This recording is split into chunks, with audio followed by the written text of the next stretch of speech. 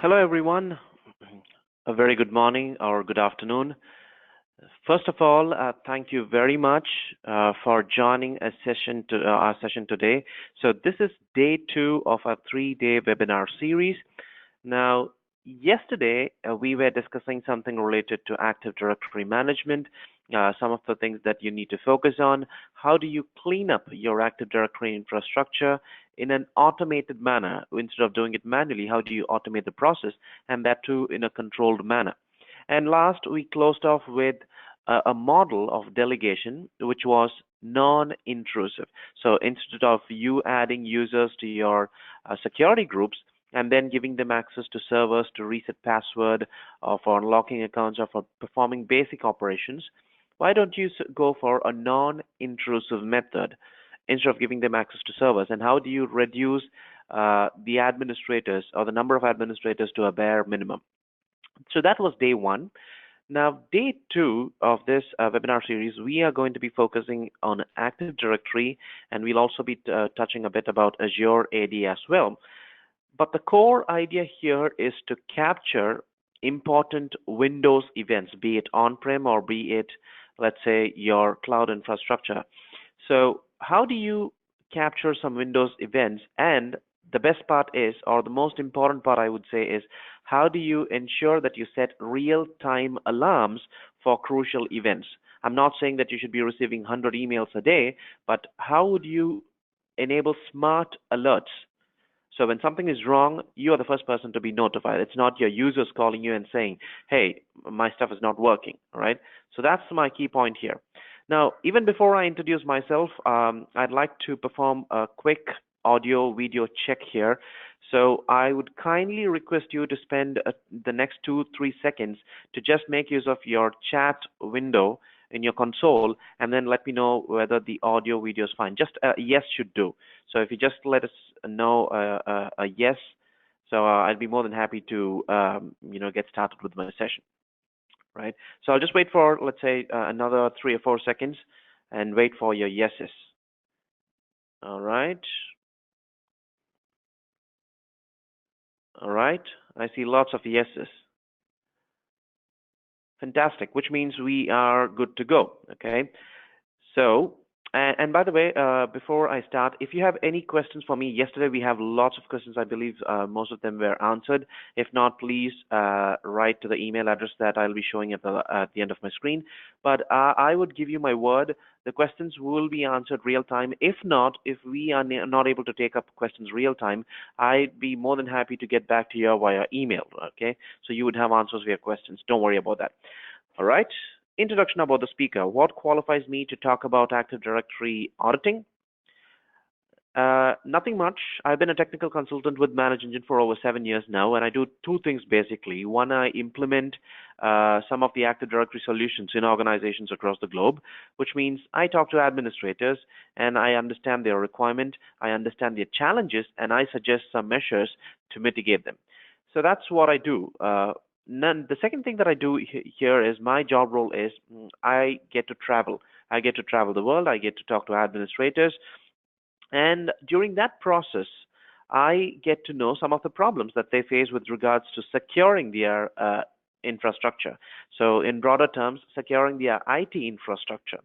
Now, if you look at the core of IT, I would say if you have a Windows infrastructure, chances are you are having Active Directory. Okay, so how do you secure Active Directory infrastructure and then move up the ladder? So I see some common problems when I talk to an administrator in Australia and another person in India, another person in Singapore, Philippines. All of them have at least some common problems around Active Directory. So I have now created a deck with those common problems, or I would say common important event IDs, so to capture, and how do you set real-time alarms. So this will be common for all of you listening to this webinar, all right? No matter how big or how small your infrastructure is, the event IDs are going to be common because Active Directory as a technology is common throughout the world. And even if you're not using our application, you're using another application from another window, that's fine. All I want you to do is just pick these event IDs that I'm going to share and then probably give it to your tool so that your tool will be setting or giving you real-time alerts.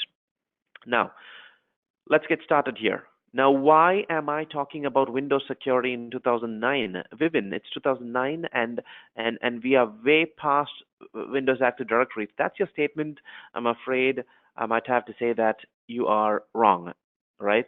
Because Active Directory, if I were to talk about Active Directory as a core of your infrastructure in 2014 or 2015, you would have said, yeah, that seems kind of important, all right?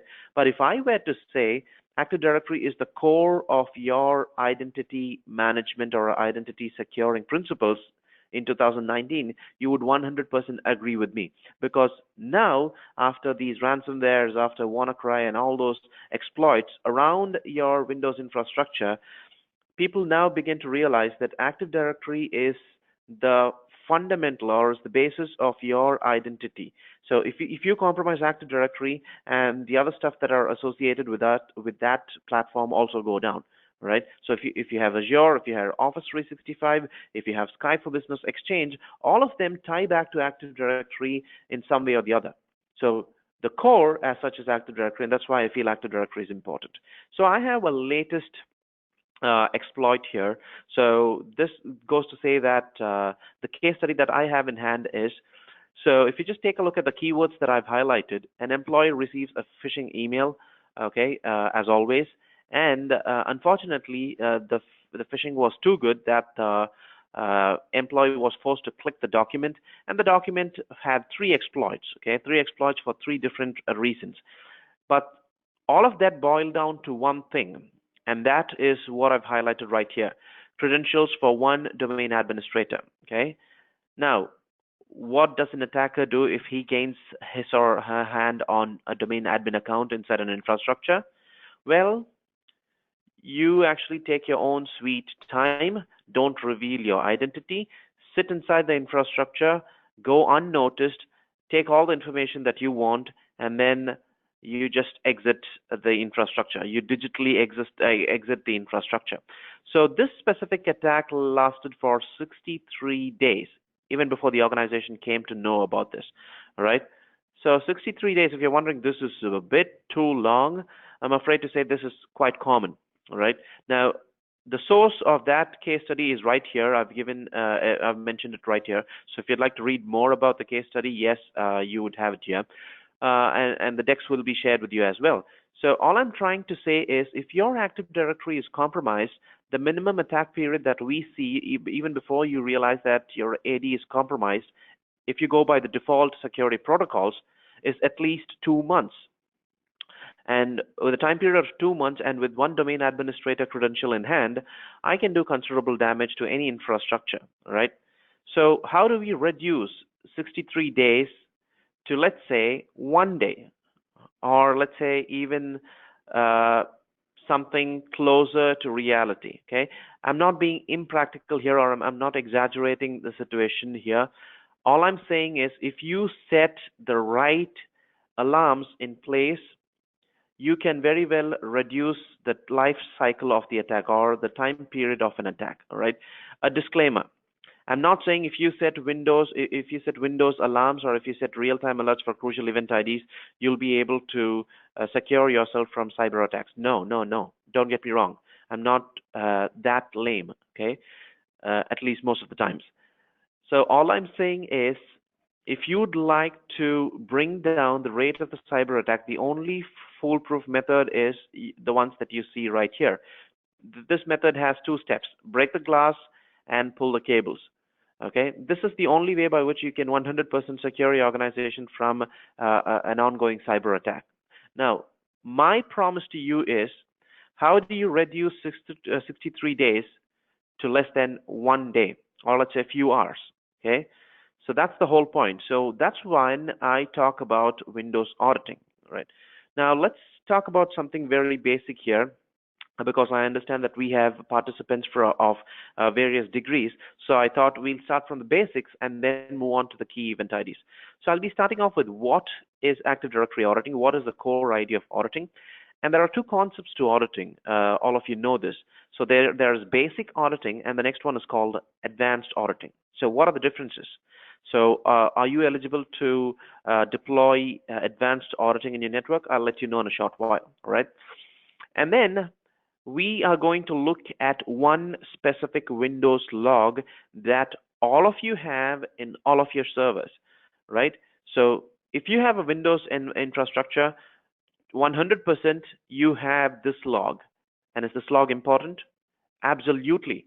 So anything that you need to know about your Active Directory infrastructure, about your objects, especially your users, when was the user deleted, who reset the password, who changed the domain level permission, all that is recorded in the security log in form of events. Okay, we call them events, and every event has an event ID. So what are the crucial event IDs that every admin would want to track? This is my takeaway. What are the objects that we are trying to secure here? If that's your question, we are trying to secure users, groups, computer objects, group policy. Now, if you're wondering, group policy is not that important, allow me to do a right click on one of your GPOs and hit disable or delete. Okay, then you would stand by me saying that group policy is important, because a group policy managed in an inappropriate manner can bring down an infrastructure in less than 5 minutes. All right, and then it would take you at least 15 minutes to 30 minutes, depending on your backup procedures, to get your infrastructure back in place. I'm saying if you mishandle a group policy, that can prevent users from entering into your organization, be it your on-site users or offshore users. Okay, the damage can be pretty nasty. So yeah, we're going to be talking about all these. Now, what is the core focus here? Now, I told you any action that you perform inside of Active Directory generates events, and every event has an event ID. And now I would categorize a security event into 3 types. A very generic event. Example, morning you step into office, you log into your laptop, that generates an event that gets logged. That's a very generic event. Now, a serious attack, something that I just told you.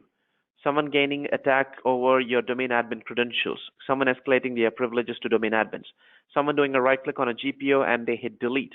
That's kind of serious. And I would call the other events as in-between events. So anything in between generic and serious is the third category here, right? Now, what are we trying to achieve by auditing serious Windows events here?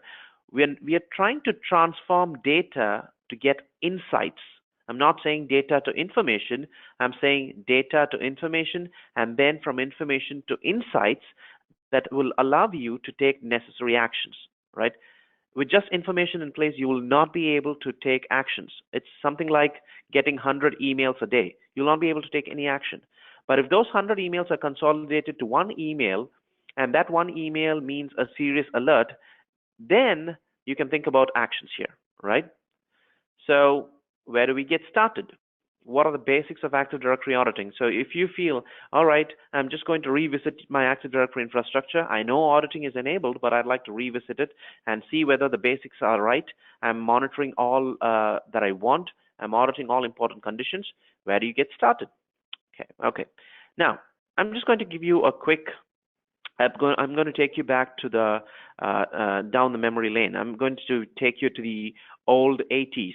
Okay, if you're old as me, so I'm going to take you back to the old 80s, and I'm going to show you something very interesting here. Right? Remember one of these, the good old cassettes? Okay. I see some of you smiling, and I see some of you have tears in your eyes. That's okay. I understand your feeling. All I'm saying is you had one of these, and in order to record a song, you need to hit the record button, right? So the point that I'm trying to drive here is we are trying to record events, and we need to hit the record button. And where is the record button in your Active Directory infrastructure that's going to record all you want? If you ask me that question, I'm going to take you to my lab setup right here.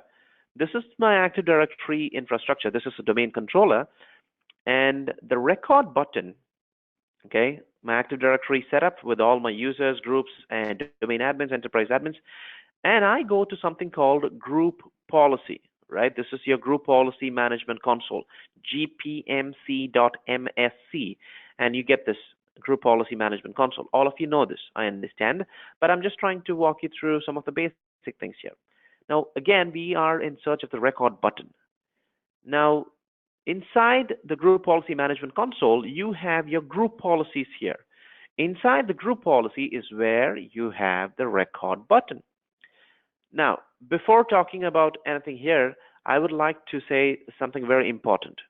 Now, when you install Active Directory day one, you would have certain settings by default, and one among those settings is the default domain policy. This is a group policy that comes by default. Please do not touch this. All right? You know why? Because when you actually edit a group policy, and when you go to make, let's say, a couple of settings inside one group policy here, so this is these are all the settings inside a group policy. You see this? So I just scroll down, scroll down, scroll down. I have these many settings inside a group policy. Now, let's say that you tweak 20 or 30 settings here inside this group policy, right? But please keep in mind, this is the default domain policy, and I'll tell you why not to touch this. If you do something to the default domain policy and link it to the domain, and if you have the habit of patching your systems, if the patch is a bit tricky, we have seen in the past, the patch can very well revert the settings that you have made to the default domain policy. So if you are enabling auditing, do not do it in the default domain policy. Create another audit policy, name it whatever you want, and then link it to the right place, right? So don't touch the default domain policy. But for the purpose of this demo, I'm going to use the default domain policy. Call me weird, okay? But this is just for demo. In practice, in reality, please don't do that, okay? Now, where is the record button? You expand policies, you expand Windows settings, and then inside Windows settings, you have security settings. Inside security settings, you have account policies, local policies. Click local policies. There you go. Audit policy. So we're trying to audit something inside of Active Directory, so you have the audit policy here. So if you click the audit policy, we have these many subcategories inside audit policy, right? Now, this is what I call as basic auditing. The one that you see in the local policies is basic audit policy. Now, this was cool until the year 2006. And after 2006, auditors, okay, who ask you tons of questions. Yeah, I'm referring to those people. I'm sorry, I'm just kidding. So auditors wanted to have, especially security analysts and auditors wanted to have more answers. They were not happy with these categories. They wanted something much more to record. So that's when Microsoft, starting from 2008 R2 server, introduced something called, this is audit policy. You have something called advanced audit policy. My server is 2012 R2. That's why you have something called advanced audit policy here. So if you just expand advanced audit policies, you see another audit policy here. One here, but this is advanced, okay? So you expand audit policies, please have a look at the difference. Basic, advanced.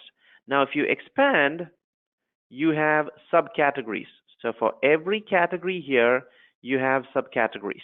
So if you'd like to track just the privilege use, yes, you have a privilege use category. If you'd like to track log on, log off of your users, so you have log on, log off events here. Now, if you're trying to track deletion, modification, and all sorts of account management, you have object management or account management category right here, okay?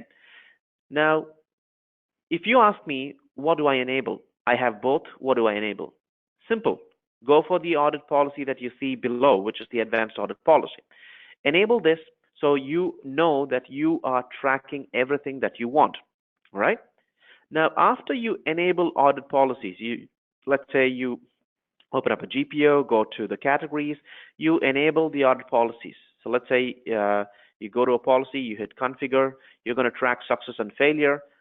After you do this and you hit apply and OK, now this category, so anyone who does, let's say, an account management operation in your infrastructure, your server now captures the events, all right? And I told you every event has an event ID. And where do you go to have a look at your event IDs inside your server? It is not somewhere here inside the group policy. It is here inside your event viewer, okay? If you just open up event viewer, we have one specific log. You have the application log, setup log, system log, and forwarded events. So out of which we have the security log that has all that you want.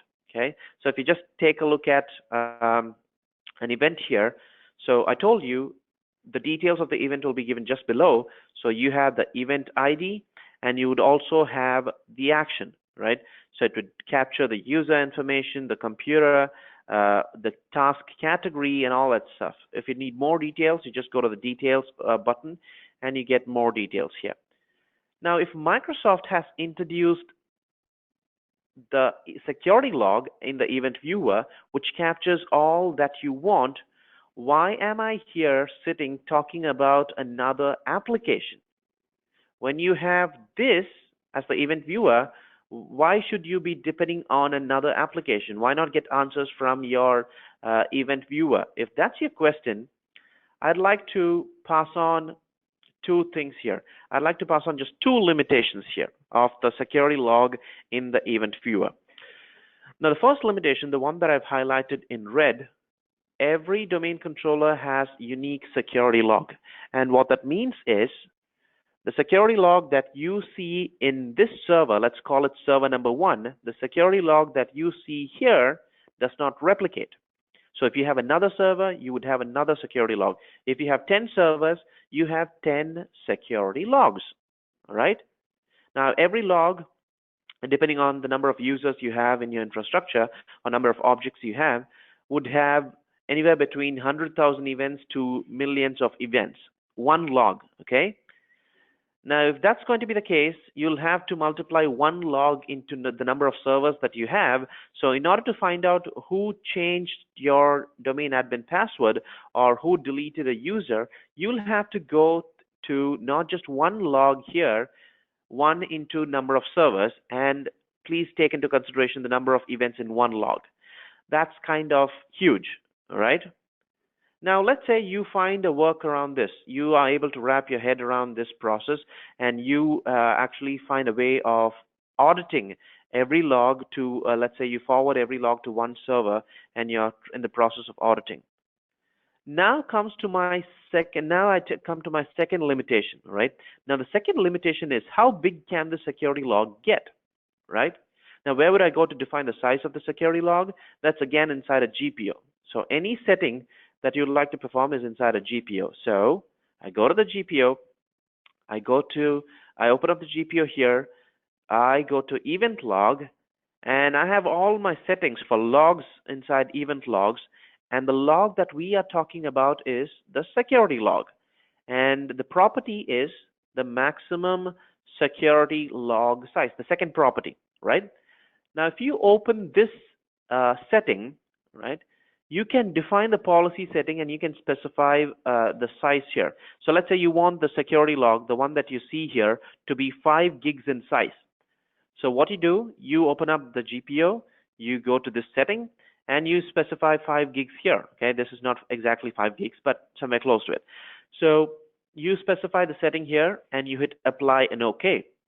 Now, if you are under the assumption, when you hit OK here, if you're under the assumption that the size of the security log is now 5 gigs, my friends, I'm sorry, you're wrong. Because if you open up the security log setting definition here, I love this thing about Microsoft. Microsoft is honest, okay? Sometimes. Let us be practical here. I'm just kidding.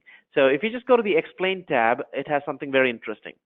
It says, the security setting specifies the maximum size of the security event log, which has, excuse me, now please watch out for this, which has a theoretical maximum of 4 gigs, right? Okay, now how big can my security log get in theory? 4 gigs. Okay, 4 gigs is fine. So now I'll just change 5 gigs to 4 gigs, okay? But that's not the case. Practically, the limit is lower than 300 megabytes. Now, 4 gigs and 3 gigs is a good comparison, but 4 gigs and 300 megabytes is nowhere close, all right? Excuse me. So this log, the one that you see here, the event viewer, can hold events as big as just 300 megabytes. That's the maximum. All right. So with these limitations in hand, and considering the number of logs, number of servers that you have, we thought, all right, this is not going to work. We'll come up with a real-time auditing event. So no matter how many servers you have, how many workstations you have, how many domain controllers you have, how many file servers you have, and irrespective of how many objects you have, we give information to you in real time by auditing the events. Now, if you're wondering how, we have a real good explanation, right? And some of the issues with the event viewer is they are hard to decrypt because I told you that we have event IDs, and every event ID means an action. So you'll have to know what event ID means what, for which, of course, we need to depend on Google. And alerting is not detailed enough because we have volumes of events, and interface does not provide an option for reporting, as we have just seen, right? I love this picture for some reason. It clearly sums up what I meant to say. Okay, so you are, let's say, the security administrator for an infrastructure. You install the state-of-the-art security camera, but someone in the night climbs up the building and writes something really lame in the building. So what's the point of having this camera? So now you can relate this cam to the security log. If the security log doesn't replicate, and if the size is 300 megabytes, and you're talking about events getting overwritten in less than 3 minutes. So if you're trying to find out who deleted a user after 60 minutes, I wish you the best of luck because the information is already out of the system. All right. So we have a core idea failure with the basic auditing. So that's when we thought we'll come up with AD Audit that reads all these events from your logs in real time and gives it to you in the form of reports, alerts, email, and SMS notification. So no matter where you are, let's say you're on a vacation, right? And you get this SMS notification. I mean, who gets office notifications when you're on vacation? Sorry about the example, but let's say you are attending a conference and you get an SMS notification saying that someone has been added to the domain admins group, and you get to know who did that and the name of the user that's been added. So that's exactly what I'm talking about, the power of real-time auditing, right? Now, you can replace this with any solution that you want, but the cases that we are going to be discussing, the common security events, will be applicable for any solution that you're already using, right? If you're using AD Audit Plus, welcome to the club. If not, just pay attention to the event IDs that I'm about to share. Now, top 5 events that I want you to audit. Number 1, lockout. Now, for every lockout that happens, I just want you to track 2 event IDs. 4740 and 4625. Now, if you're using AD Audit, don't worry, we've already covered this. But if you're not using AD Audit, you're using another tool. And if you would wish to find out the source of the lockout, now why is my user account getting locked out every 5 minutes, right? Is this the problem with the user typing in the password incorrectly, or it's problem with the username, or is my user's credential configured somewhere in my network that is using the old credential, and that's triggering the lockout? So how do you investigate the source of the lockout? 2 event IDs. With AD Audit, we give you this in the form of one simple report, right? Now, a user calls you saying, hey, administrator, my account is locked out. Help me unlock the account. All right. Now, you just input the name of the user account in the tool and then find out in 9 different places from where the lockout is getting initiated. Now, you hit something here, you just RDP to that server, update the credentials, and you just say the problem is fixed. And the user is not going to call you again complaining that the account is locked out again. And if you feel that the lockout is a bit malicious, you'd like to investigate, we give you options to track the recent logon, local logon, OWA and active sync, and also the radius authentications that the user has performed, right? In one console, we give you the complete logon trail of that user account if the user account is locked out, right? So this account lockout analyzer is something that you have in AD Audit Plus, right? Oh, and by the way, let me introduce you to AD Audit for some of you who do not know what this is. This is an auditing application from ManageEngine, and this is capable of auditing your Windows infrastructure as such. So we audit, let me quickly open up the modules here. We audit domain controllers, member servers, file servers, NetApp EMC, workstations, and Azure AD tenants. Please correct me if I'm wrong. From whatever I know, whatever I've seen so far, now this is the only on-prem auditing application that supports Azure auditing. So you have your Windows on-prem auditing. At the same time, you also get to audit your Azure tenants in one console, right? That's AD Audit Plus. Now, if you go to reports here, we're still talking about account lockouts. Please stay with me, right? Now, you have categories here. If you just take a closer look at the left pane, you have for on-prem, you have for Azure. So you just click on the respective platforms, and then you have categories for log on, categories for log off, account management. So we have more than 200 predefined auditing reports for you. So instead of you dealing with this, okay, you just deal with this, all right? Now, out of these 200 odd reports, now how would I go and search for my account lockout? My user account is locked out and I cannot go through these many reports. So how do I make it simple? We give you search, okay? Just go to search and just type, let's do lockout, okay? Let's try logout here. All right. So recently logged out, unlocked, account lockout analyzer. This is exactly what I'm talking about, account lockout analyzer. You just click this and you would be getting a report, something like this, right? That's account lockout analyzer with just 2 event IDs. Now, do not worry, the decks will be shared. Even you'd be getting a copy of this recording, so you can very well make use of these event IDs. Number 2. Another 4 important IDs with which you can create a minimum of 18 auditing criteria, right? How do you track suspicious logon activity? What is suspicious? An administrator logging in to one of the servers from 9 a.m. to 6 p.m. in the evening is not suspicious because he or she is supposed to be doing that. That's his job role, right? Now, but an administrator or an admin account is trying to authenticate against one of your financial servers on a Saturday night, probably at 11. That's abnormal, or that's suspicious on the other end. So how do you track logon events and get and filter out suspicious activities, right? Now, with these event IDs, you can, I told you, you can think of at least 18 cases. And one of those cases is you can find out whether your endpoint accounts are logging into your domain controllers and whether your admin accounts are logging into PCs, into clients, right? Because I've seen in actually sensitive business verticals, let's say banking or healthcare, every administrator would have 2 accounts.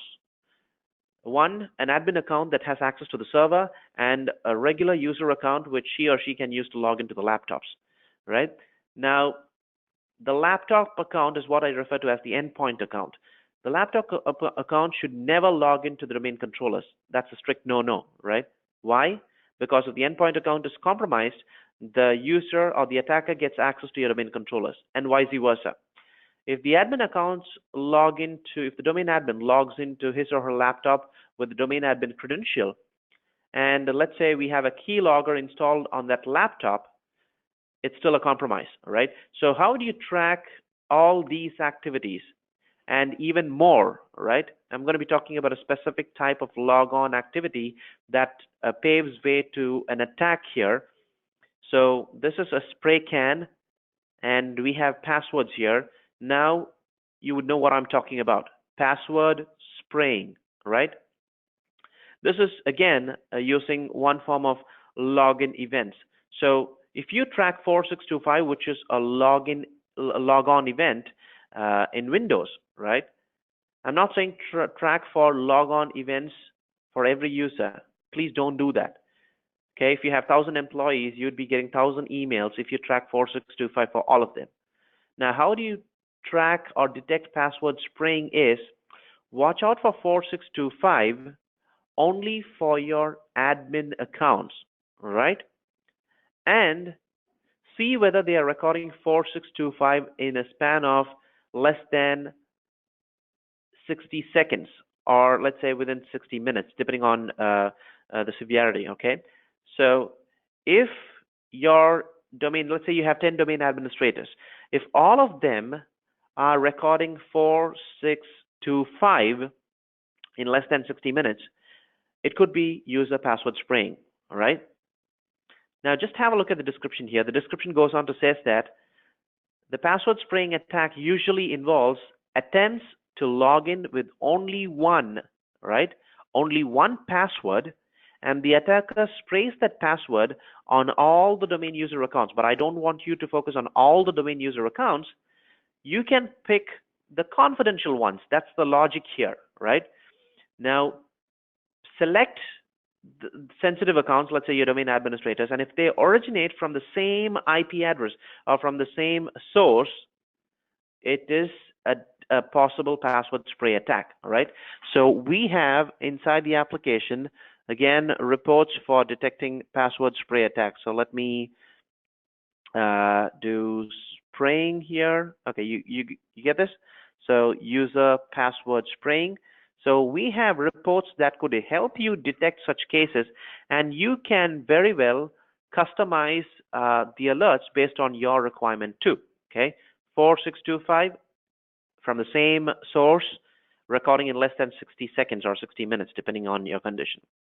And you can also audit your user's log on, log off time, right? When did the user log in? When did the user log off?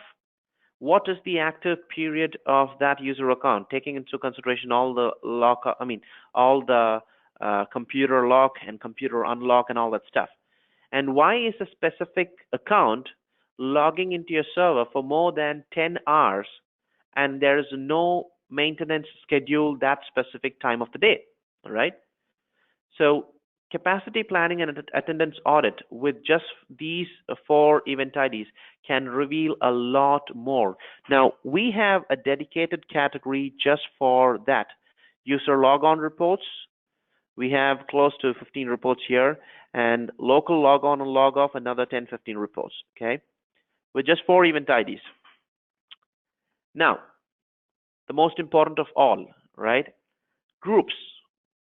Every Active Directory infrastructure has these categories of groups. You have the built-in ones, like your domain admins, schema admins, and the other admin groups, the default ones, right? And then you have the application groups, like your SQL, Exchange, SharePoint, and all that. And then you have your custom groups, the one that you create, right? Now, what I'm trying to say is, please watch out for your sensitive groups inside your infrastructure. That can be built-in application or custom groups. Now, I just want you to pay attention to groups. If you're wondering why is that, okay, I'm just going to give you something really simple here. Now, you see this group, the enterprise admins group, and you also see the schema admins group. I'm just picking 2 groups here. I'm not diving into every admin group. Now, the enterprise admin group, if you're a member of this specific group, by definition, you can create a new Active Directory forest. And this is a powerful group in Active Directory. But my question to you is, do you create a forest on a daily basis? No. Next group, schema admins. If you're a member of this group, you will be able to extend the Active Directory schema. Do you extend your Active Directory schema on a daily basis? No. So if you do not use these groups on daily basis, why should you have members in these groups on a daily basis? Right? Just think about it. Okay? Groups that you do not use on a daily basis, especially they are high privileged groups in Active Directory. It can be even the custom group that you created. When you do not use something on a daily basis in Active Directory that is high privileged, please make sure that you do not have users inside them on a daily basis. Now, I understand some of you might not be willing to remove users from these groups. All right. That's okay. That's okay. At least to safeguard your security groups or to make sure that your security groups are not being abused, I want you to look out for 2 events: users being added to the group and users being removed from the group. You see these 2 actions? So if I add a user to domain admins or if I remove a user from domain admins, that's really important for me to know. I should be getting a real-time SMS notification. I'm just going to show this to you in real time. Okay. You see this, the application admin IT day group. Now, according to my definition, any user that I add to this group, if I go to the members and I add a user to this group, now these users get access to 20 different applications in my infrastructure, right? I have designed it that way. Now this is very crucial. I need to know who gets access to this group. Okay, so what I do is inside of AD Audit in the report categories, I have group management here. So I have a specific category that tells me recently added members to security group, recently removed members from security group. But this is report, right? Report is okay to understand, but how is a report different from an alert? I can even view the report after a day or two, but I need alerts in real time. I'm just going to show that to you, okay? Just watch this, please. So I have the application admin group here. I've already set up a criteria in AD Audit. So if I go to members, okay, let's remove a user here. You see this user Jesse? I'm just going to remove the user Jesse from the domain admins group, okay? Yes, Jesse is gone. I hit apply, I hit OK. Now the event is captured in the security logs here, and AD Audit Plus has already captured the event. If I go to AD Audit, go to the Home tab now, I'm talking about real-time alerts here, okay? You see this? In the recent alerts section, you see that Jesse Arthur was was removed from the application admin group by the account Vivin, and you have the timestamp right here. This can be mapped to an SMS notification too. So no matter where you are, you get this notification. Now you can use the same principle for your users, for your groups, for your computers, for group policy. That's my point here. Real-time alerts and detailed reports. For any of the groups that you feel is important, just go ahead and audit them. Just 2 actions, right? Now, these are the event IDs. So we have event IDs for groups. We have event IDs for the OU too, right? So adding or removing a user to an OU also can elevate the users right inside of Active Directory. So I want you to watch that out too. Okay. So we've already had a look at tracking changes to groups, and I've told you the event ID for tracking changes to OUs, right? Oh, now comes the heavy lifting. I understand that some of you have GPO related questions, which means that you are an administrator taking care of GPO. If you have a dedicated GPO admin role, I salute you. Okay? The reason is a GPO is a bit tricky to manage. I'm not saying it's complicated. All I'm saying is if you do not look at the right places, things can go a bit out of the way, right? Because we are not talking about just 1 or 2 settings here. We are talking about a considerable number of settings, right? So at least 1,500 settings inside one single GPO. Let me quickly prove that to you. Go to all settings inside a GPO. You see this? I scroll down and you have these many settings. Now, please hear me out. This is very important, okay? Now, auditing a GPO is a bit different from auditing groups and users inside of Active Directory. Because for users or groups, you only need to watch out for, let's say, 50 or 60 parameters. But for group policy, you are talking about auditing events in mass. So any change that I perform here needs to be captured, right? If I perform 100 changes here to one GPO, all that needs to be captured. But when you record something in bulk, okay, something like a GPO versus a normal user account, you need more details. And the details is, so let's say I go to the group policy here. I'm sorry, let me quickly modify something in group policy and let's check. So if I open up my group policy, and let's say we're changing the size of the security log, maximum security log, let's increase it from 5540 to 6016, okay? Apply and okay. So I've done this change to a GPO. You see this? This is the default domain policy. This is a GPO linked to my entire domain. And I'm auditing roughly 1,500 settings here, and this is one among those 1,500 settings. Now, all I'm saying is when you audit a GPO, it would be really helpful if I gave you who, what, when, and where of the change, that's okay, that's agreed. But what would be more important, or what would be more useful to you as administrators, is if I give you the old and the new value, right? You hear me right? Old and the new value is far more important. So I just show you a sample here to what I'm referring to. So you see this. So let's say, as I've modified the maximum, this is an old event, but I'm showing you an example here. The maximum system log size was modified from 4736 to 5440 kilobytes. This is not the security log, this is the system log, okay? So I give you the old and the new value. So if some of your users are complaining that we have issues in our PC, and you know that it's because of a GPO, you just go to the GPO and understand the old and the new value, right? If you feel that the new value is causing problems, go ahead and revert it to the old value. This is the power of auditing a GPO, especially when you have the old value before and after modification, right? Okay. So this is how you audit GPOs and any settings inside a GPO. All right, let me give you a quick tip here, something related to service accounts. When you open up any machine, especially a server, and you go to services.msc, you would find these.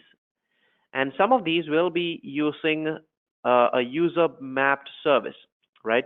It uses the local system account, or it could be using a user mapped service. Now, let's say you have such service accounts. Let's say you have a SQL application and a HR application. Now, if another administrator, let's say they do a right click on one of your service accounts, let's say the SQL service account, and they hit disable and OK by mistake, right? Now, if you have mapped this account to a SQL service, your SQL server goes down. And let's say you have 100 users actively using an application depending on the SQL server, you're going to be getting 100 tickets, or let's say at least 50 tickets, saying that the application crashed, or we are experiencing a downtime, or whatever, right? So it is very important to monitor service accounts, right? Now I just disabled the service account, and I have a profile in AD Audit Plus for watching such activities here. So if I go back to the Home tab now, even before the users call me, you see this? User account SQL V1 was changed by Vivin, and just below that it says user account SQL V1 was disabled by Vivin. Real-time alerts. So I know that the SQL account, service account is down. I just go back to my server, right-click, and enable the account. That's it. Fix the problem. So even before users experience any disruption, I have fixed the problem for them, right? So tracking your service accounts is also important, watching out for modifications. Now let's get a little tricky here, a little mischievous, I would say, as administrators. Okay, every Active Directory installation has this account, the administrator. So if I just go to my Active Directory, if I go to users, I would find my administrator somewhere here under the users container.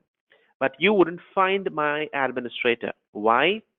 Because I have renamed the administrator to James Bond. This is my actual administrator. If you just take a look at the definition, it says built-in account for administering the computer/domain, which is the administrator account, the one that you see here. I've renamed it to James Bond, and what I've done here is I have created a dummy account. Right-click, new. I just do this. Right-click, you go to new, and then you create a new Active Directory user. Okay, so new user, and you name this account administrator. Okay, and please make sure that the dummy administrator account that you create is not part of any groups. Okay, so your admin team knows that James Bond is the actual administrator, and you use James Bond to log into your PCs, to the servers, and do your things. But if someone is trying to log in as the default administrator, they would try this username, the dummy account that you have created, right? And you get an SMS notification saying administrator logon detected. It can be a success or a failure. Okay, anyway, it's a dummy account. Now, if you get to know about this via a real-time alert from your dashboard or an SMS notification, all you need to do is just go to the reporting section and you have a look at the logon category of reports here. Check whether the logon initiated from an internal IP address. If it's an internal IP address, just walk up to the user's desk, have a word with the user, get things sorted out. Now, if it's from an external IP, the one that does not belong to your intranet, it's high time that you block that IP, blacklist the IP, and also the associated ports of that IP address. All right? Very simple. Just by renaming your administrator account and creating a new one. So we call this honeypot, right? Now, don't worry. If you rename the administrator to James Bond or something else, as I did, you are not going to break anything inside the Active Directory infrastructure because the security identifier of the object does not change. Okay, SID does not change. And how do you identify the SID of the administrator? The last 3 digits end with 500. If it ends with 500, then we are talking about the administrator. Okay, even though it's James Bond, it's the actual administrator. Very simple. All right, so just 5 more minutes and we are nearing the end of the presentation here. I've spoke about the domain administrator account that you have, okay, the default ones. Now, every laptop or every client in your infrastructure has a local administrator account, right? Now, if you do not have a solution, something like LAPS, which takes care of, automated local administrator account management. If you do not have a solution like LAPS deployed in your infrastructure, and if you're using the same username and password for the local accounts in all your PCs, if an attacker compromises one PC in your infrastructure and he gains control over all the local administrator credentials in your infrastructure, that's quite bad, right? So have a solution like LAPS.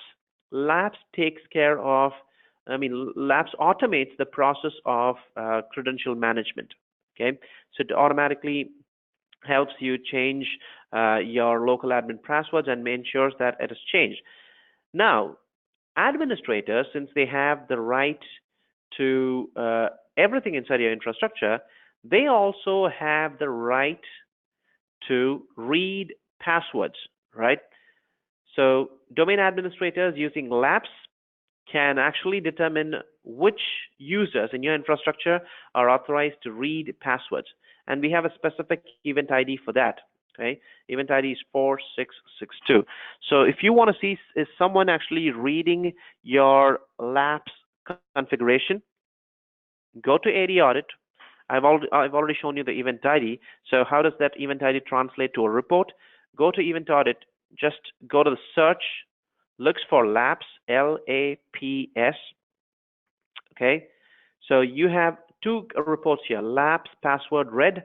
If someone has changed the password expiry to never, let's say some mischievous users change the password expiry to never for the account, then it's something that it is brought to notice.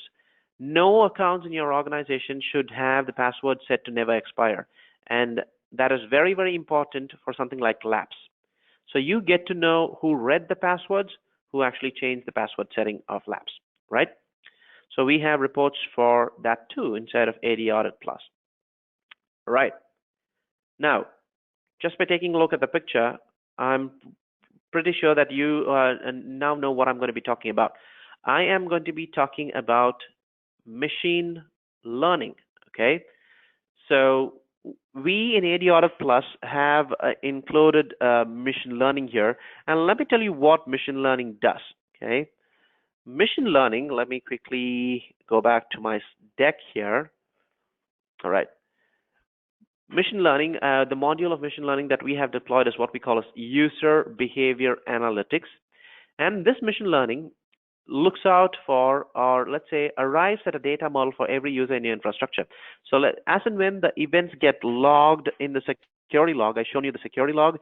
So every user records events for the actions that they do, okay? Now, machine learning clearly looks at those events and arrives at a data model for every user. Let's say we have a user called James who logs in anywhere from 9 o'clock to 10 o'clock in the morning, accesses certain servers, is assigned a PC, and then logs off at 6 o'clock in the evening. This is the data model for the user James, all right, that machine learning has built in. Now, all of a sudden, James tries to access another server outside of his regular activities using his credential on a Saturday night, on a Sunday night, all right, during non-business hours. That's a deviation from the data model that machine learning has understood.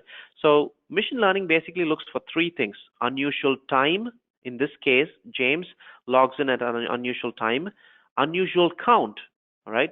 Now, why is a user account recording logon failures for 5 times or 4 times in less than 60 seconds?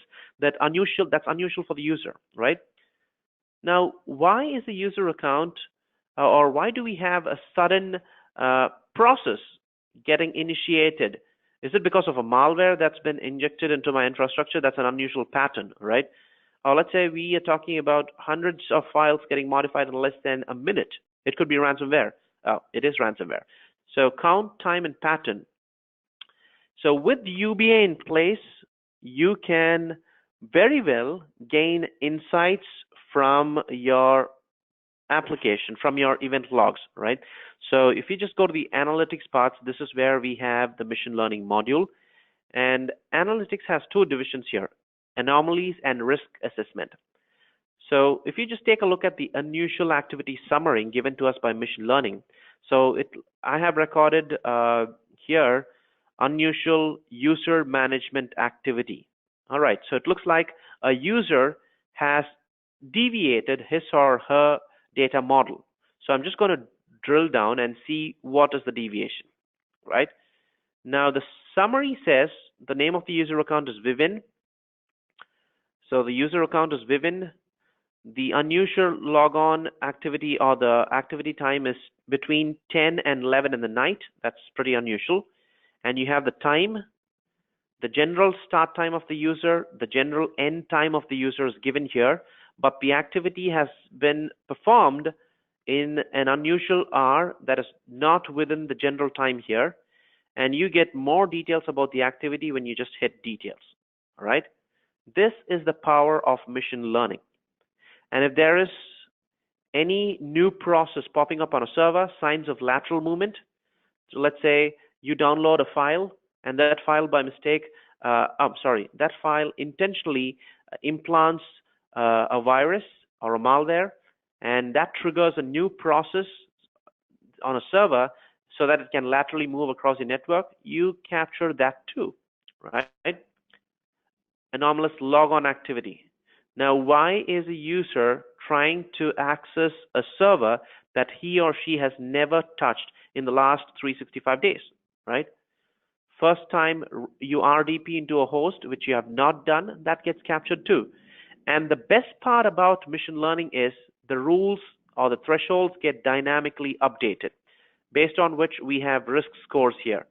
So the risk assessment part tells you about users connected to most assets, high activity volume accounts, hyperactive accounts. You might have seen a sudden spike in activity of a user account, a user trying to log into multiple servers at the same time, which he or she has not done in the last couple of months, right?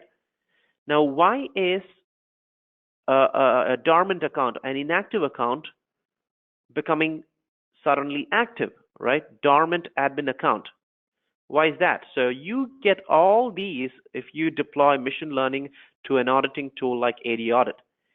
And I told you, if you feel that something is wrong in your on-prem infrastructure, let's say you feel there's a suspicious logon activity on-prem and you have a hybrid setup that has Azure, so you just go to the Azure part and look for the logon activity of that user account in Azure too, to see whether there are any actions going on.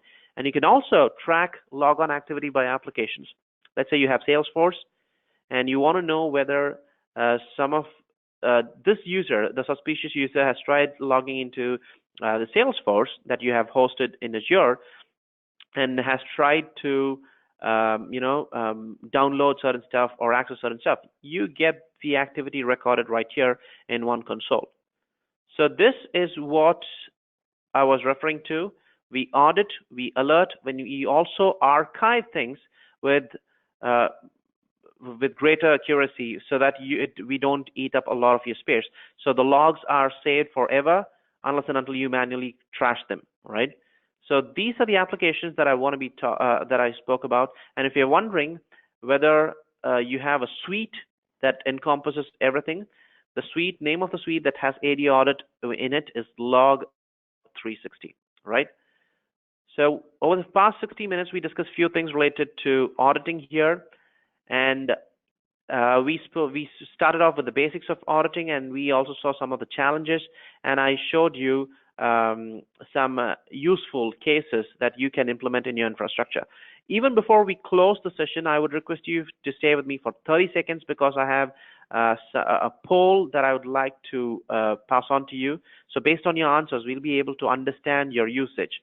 So this is not a sales pitch. We're just trying to understand your usage pattern here. So please watch out for your screen for a couple of questions that I'm about to trigger. So the first question is, I've launched the first question, so you should be getting a question now. So you can probably record a yes or no for this. All right. We have some interesting votes here. All right, that's for my first question. I have 3 more to go, so another 20 seconds, please. My second question is, if you're not using the application, are you evaluating the application, right? So if you're in the process of evaluating the application, that's fine. Or are you using another application? That's fine too. We just want to know your usage. That's it, right? Okay. All right. So we have answers for that question. And something about our tech support here, because we've seen a lot of questions, but have you ever tried interacting with our tech team who actually help you with all sorts of configurations and also best practices related to Active Directory auditing? If yes, we wanted to know whether you've gotten in touch with them. All right, so we've recorded close to 70% of votes. My last question. Would you require someone from our tech team to get in touch with you? Or if you're already in touch, would you like to see something that we've discussed in this session, right? Just let us know your answers, and we'd be able to take things forward accordingly. All right. Thank you very much for your time. Thank you very much for voting. I believe that we've discussed some useful information here. Tomorrow, last day, we'll be talking about SIM, because it's not just Windows. You have other log sources that you need to secure to. You have your applications, your databases, your Linux boxes, your firewalls, routers, switches. We'll be talking about SIEM, some other crucial important events ID to track tomorrow, right? So thank you very much for your time and patience. If at all you have any questions, I understand that you have a lot of questions. We've managed to answer some of them real time. We'll also take the questions offline. You can expect my email. Please make a note of my email address and feel free to trouble me anytime. Thank you. All of you have a wonderful day. Bye-bye.